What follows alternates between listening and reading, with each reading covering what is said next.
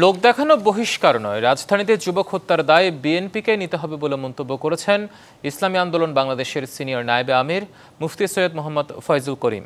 বিকেলে বরিশালে এক সমাবেশে তিনি মন্তব্য করেন। অভিযোগ করেন, মিটফোর্টে যুবক হত্যা মামলা ভিন্ন খাতে নেওয়ার চেষ্টা হচ্ছে। দেশজুড়ে হত্যা, লুটপাট, ধর্ষণ চালিয়ে কাউকে অবৈধভাবে ক্ষমতায় আসতে দেয়া হবে না বলেও হুঁশিয়ারি দেন তিনি।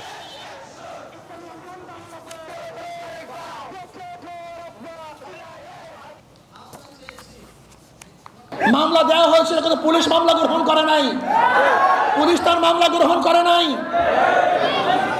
আজকে পুলিশ ভিন্ন খাতে এই মামলাকে নেওয়ার জন্য ষড়যন্ত্র শুরু করছে।